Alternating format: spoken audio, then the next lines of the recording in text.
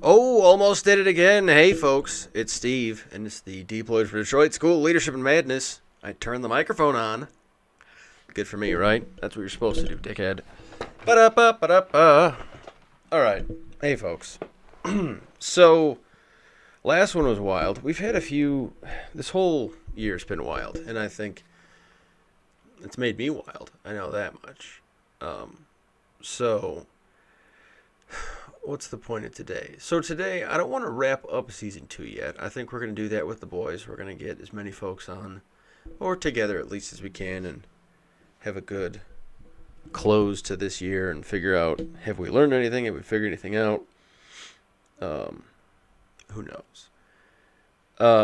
The next bit of what we're looking at is we've also set up some merch, obviously. Check this out. It's pretty rad. Um, and yeah, that's kind of all I wanted to talk to you guys about. Is just a little freestyle talking. That's what I'm going to call ranting now because it sounds cooler. Check my glasses.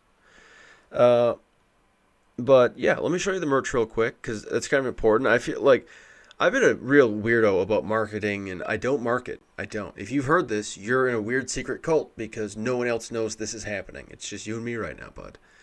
And it's kind of fun. But it's also been detrimental as far as income goes. And so I feel shitty just begging for money. We did that once. It went, interestingly, we did get money, but I did return it because the whole process felt, I don't know, I'm weird. But I don't mind making stuff and selling that, which, who knows. But let me show you what we've got. I'm not going to run through the whole thing, but where is it? Here we go. Oh, for those of you listening, I just hit the picture in picture, so I'm not helping anyone. Here we are. Here's the screen, folks. So those of you on YouTube, you're seeing this. Those of you who are listening, you're not seeing anything. So this is what blind people go through. This is insane, right? Holy shit. Anyway, those of you watching, this is our website at teespring.com/stores/deployed-from-Detroit. Holy Moses. Just go to Teespring and look for Deployed from Detroit. That makes sense, right? So here's our store. Here's some neat designs. This is the shirt I'm wearing right now. The SLM Squadron colors.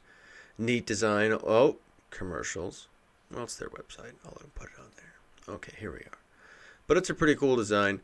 The price is rowdy. $41.99 is a bit steep for me. But if you do ship this way, we do get a good cut. We get like $10 off each shirt. So this is going to help us a little bit more than some of the other types of manufacturing processes we have available right now. But yeah, so any shirt you buy is going to help us out. We got masks for, hey, it's a plague, let's take advantage of it. Stickers, we got blankets, we got some neat designs. I'm an artist by trade and by just probably neurosis more than anything else. So I like to make some stuff. And so we're going to have all kinds of weird designs on here, and we'll pop them up and talk about them as we go. But yeah, go check it out on your own. I won't drone and blast you with a commercial, although I do, hang on, before I lie to everyone, I am going to blast you with, look at this. I'm kind of proud of this one. This is my Global Reach shirt.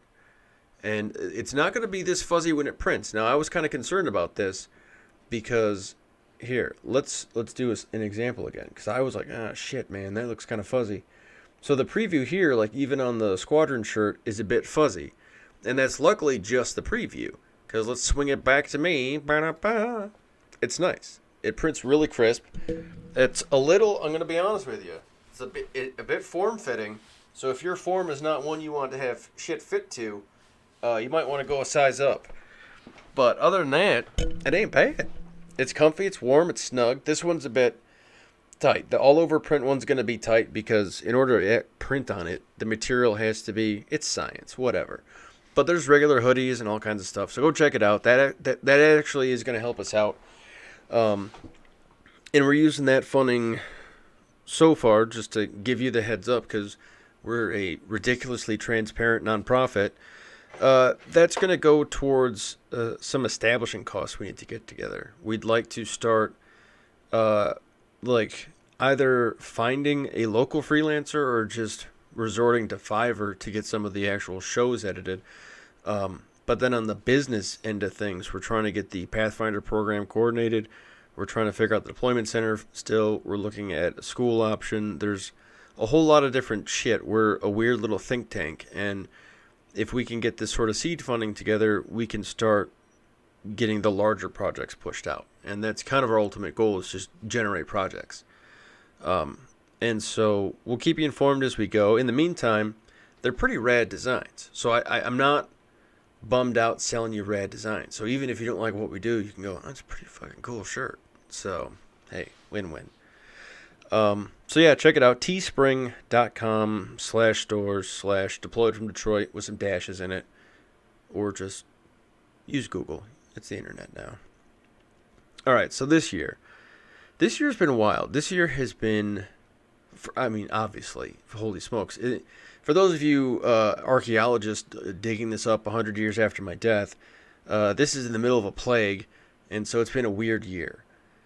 And it hits everybody differently. At the beginning, I was really calm. I've been pretty calm. And then I think what started to get to me over the past few months was the isolation part and just repeating dumb shit in my head.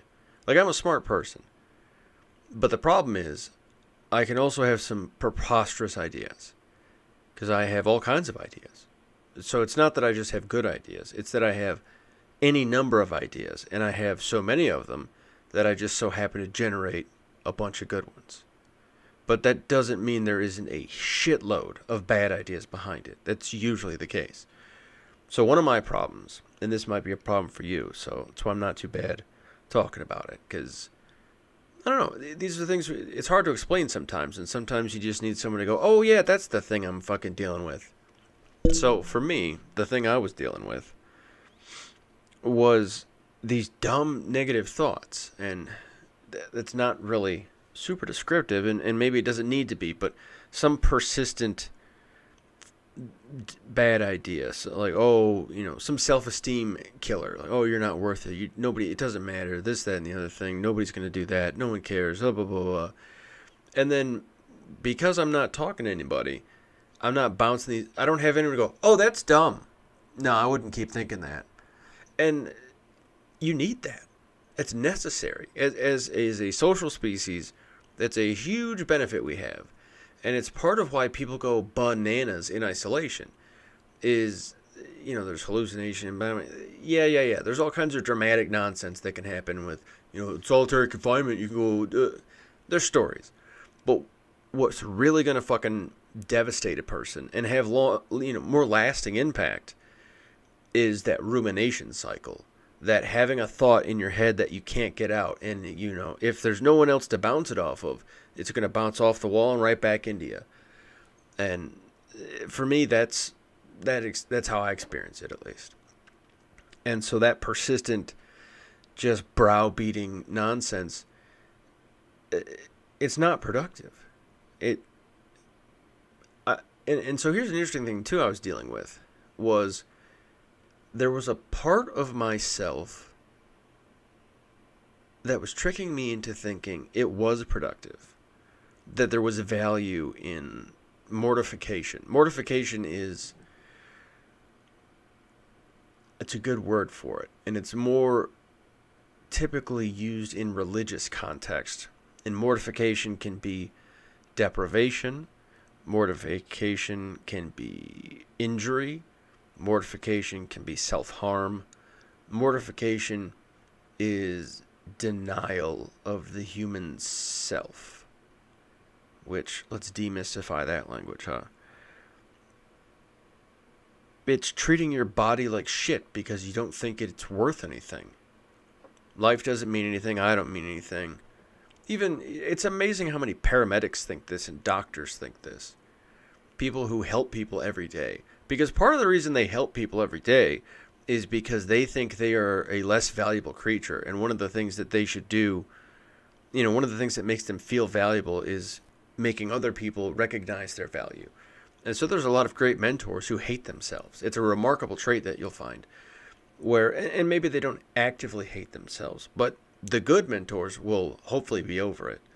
But you'll find a lot of times in the more wackadoo kind of cult types, hey now, the leader is just a self-loathing, and they're trying to build a world that they don't suck in.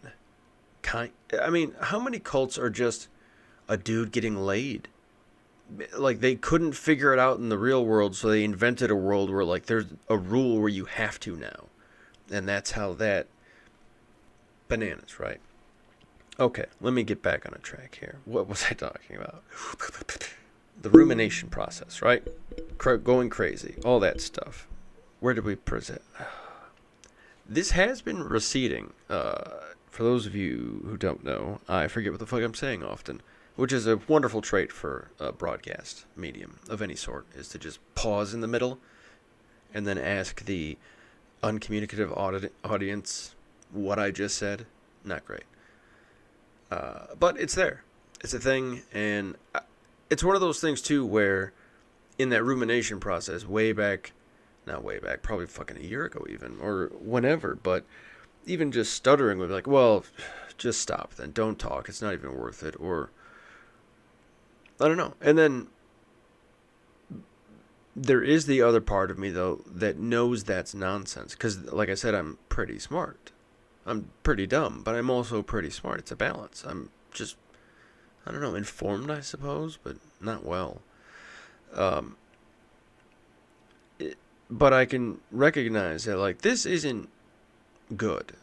And then, so, another problem I got into was getting into fights with my family. And not even fights. Like, it was a tense moment, we'll call it. Because there wasn't anything necessarily combative, or there weren't any sides involved. It was just a real, like, this sucks, I know! And that came from, sort of in my own mind, the way because it resolved itself once we hit some sort of realization. Once we're like, oh, okay. And I think all of that turmoil, that, like, picking at raw nerves, trying to get at something, was just a way of trying to find the words for a thing, which is a kind of a struggle for me. But I think it's a struggle for everybody. There's too many goddamn words out there. Holy smokes. Have you seen the dictionary? It's huge. It's huge. And then you gotta tell me how you feel. Oh, fuck. You're gonna be there all day. It's impossible. But it's not. It just feels that way so often. And then if you're on your own, I'm on my own pretty often. I live alone, and so the plague's not making that any easier. And who's whatever, like, woe is me. But in the process of woe is me, how am I dealing with that is I'm glad that I was able to recognize it. It was festering and it was becoming a problem. And I don't think I've fixed it, but I know that I've recognized it. And there's relief there. It's not the same as, let's say there's a leak in the house and you're frantically looking for it. There is some level of relief in just finding the leak. And then there's also, like, I think the other interesting part is there's that bit of relief, but then again, unless you're prepared for it, the weight of disappointment when you got to fix the damn thing, when you determine, what's actually wrong and what's good, And so I think I'm in that phase, and it does interesting things to my thought. And I think the biggest victim in this is just my confidence. Like, if there is one, or we were going to point somewhere. Like, I don't know that it's me like, I'm fine. But my confidence just gets the shit beat out of it daily. I guarantee at night, just before bed, I'm going to think about this process and then go, you fucking idiot. What the and whatever, for better or worse. And, woe is me, blah, blah, blah. But I have yet to stop it. I don't know that I can stop it. And I don't know that spending all my time trying that is going to do anything beneficial just yet. And so, like, I think I'm in the process of maybe, instead of panicking looking for the leak or whatever, like, all right, get a bucket under it. What are the things I can do in the meantime to make the process easier? I'm Have you seen What About Bob? I was watching it again recently because I had a bit of a realization that I'm a little bit like Bob at times. I can be pretty mellow, but so can Bob. And he can get wild, and so can I. And Bob gets through with baby steps. Baby steps, Bob. Baby steps. And it's a crazy movie, and it's a funny movie. And go watch it. Bill Murray's awesome. But yeah, baby steps. I started a comic book recently. So if you see our Instagram, I just put a quick post on there. I'm not selling it yet. I'm not doing anything big with it. I just felt like, whatever, let's put it out there. In the words of Saint O'Reilly, fuck it, we'll do it live. And just put it out there. We'll see. And the only thing stopping that was just years of me saying shitty things to myself. And whether or not any of you read it, I've generated some pretty amazing artwork. And that's not even bragging. I can say that without even feeling sheepish, because that's just an objective thing. Like, yeah, there's some shitty lines here and there, but like, ultimately the style's pretty cool. And there are moments where I'm surprised at what's happening. So, who cares what happens? It's cool. I don't know. I think I have evidence of that. I have evidence of, this podcast, of the business, of things stack up, things add up. The more, and it doesn't have to be the kind of effort where you break a sweat every day and you're panicking. And maybe it is. Maybe that's in there. But it's just any effort, really, quite remarkably. I got better at drawing by getting better at drawing. And, like, my drawings kind of suck. But if you look at episode 1 to episode 2, there's monumental increase. And that just happens by doing it over and over again. And it's not the process of repeating it. It's not one thing becoming another thing, or one thing and then it's a stack. It's this perpetual, all of those drawings are this weird Donnie Darko worm of drawings. It's a stack of all, like, it is my drawing. It's a component of the stuff I will draw in the future still. Bananas thinking. But I don't know. I think that's something you can steal from me, because I think it works. And I know it works. Where if, I get those voices that say you can't. And I think you just have to prove them wrong slowly. Because I think you were also proving the other shit much more slowly, or in some cases super dramatically. You could have been, maybe aggressively bullied, or you were abused, or there's just something, you have enough evidence in your own mind that you're a piece of shit. Well, it's a matter of building evidence to the contrary. Or, I'm not good at this. Well, start getting good at it. Duh. What does that mean? I don't know.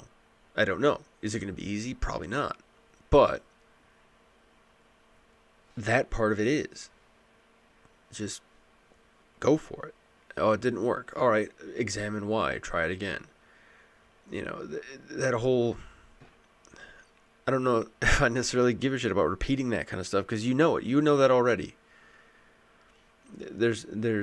I don't want to insult your intelligence by telling you to try and try again, because you already know.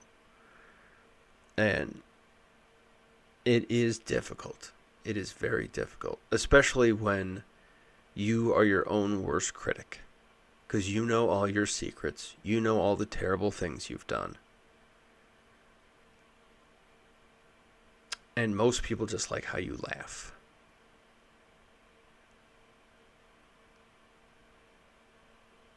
And so you need to find the balance there. Because it's not great to be the opposite. No, you shouldn't be someone who isn't able to recognize their flaws, but you should also not be a flawed thing. And I think it doesn't mean a perfect thing, but one that is just eaten alive by your flaw. Like I'm the same, this is pot calling the kettle black here. The living in that, finding a home in that kind of space, it makes sense. You need to move on. You need to find a way to get through the day. And so you sometimes make a home in these spaces, and you find a comforting place in depression or anxiety or wherever you are. And it's really difficult to just not. Easier said than done. So much is. But I don't know. I do know.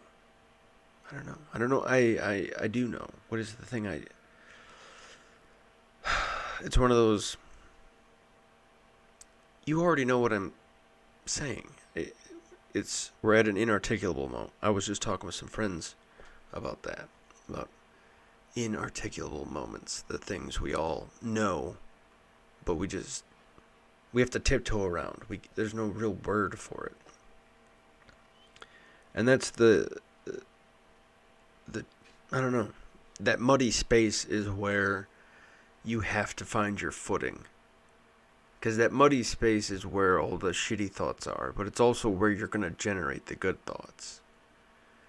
And it takes effort. Your body is programmed to look for shitty things and remember shitty things. And so add trauma on that, add abuse on that, add something else on that, and now you are a trained sensor for what is wrong in the world.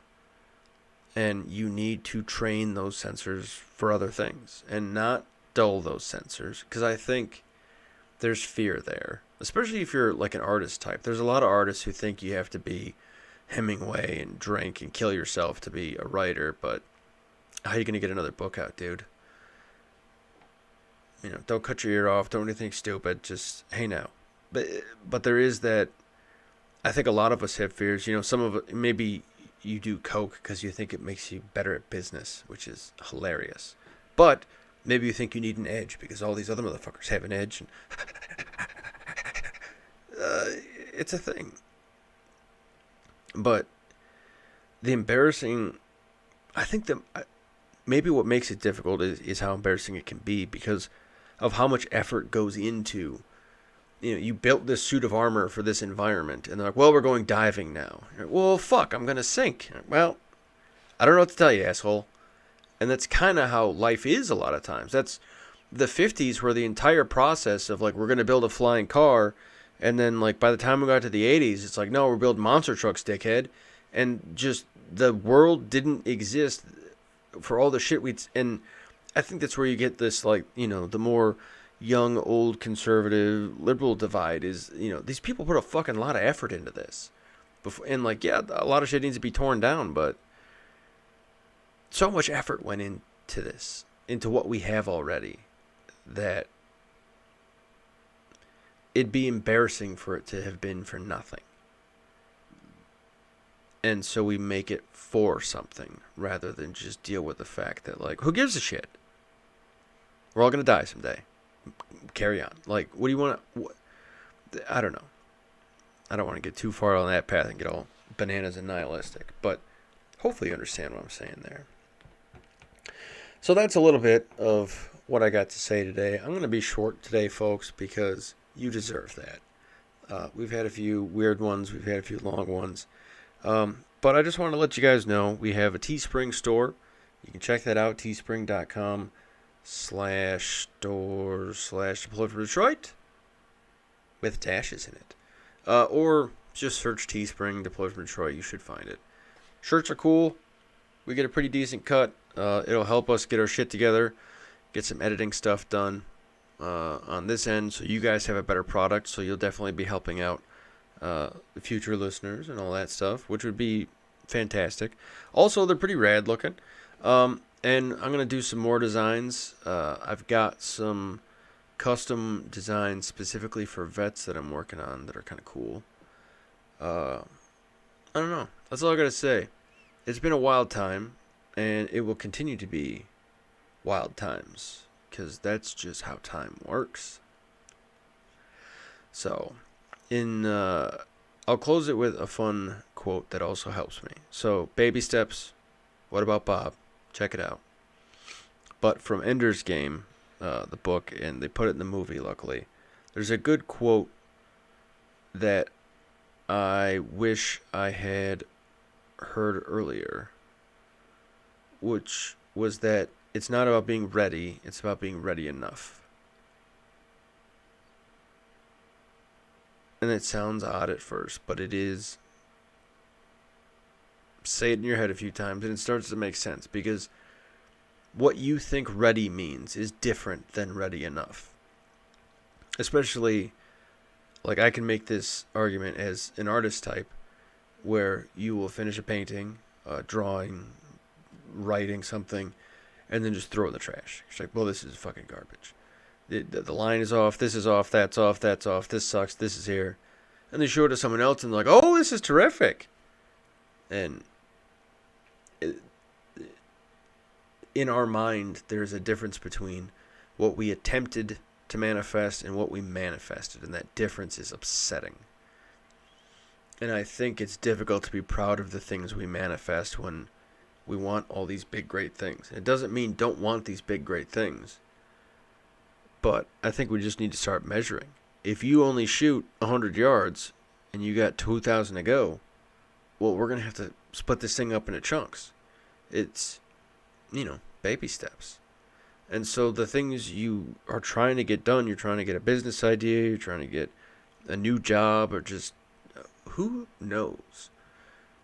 It's not necessarily about being ready. It's about being ready enough. Are you ready enough? Can you start? You'd be surprised what happens once you start. So, I'll close it there, folks. Love ya, mean it.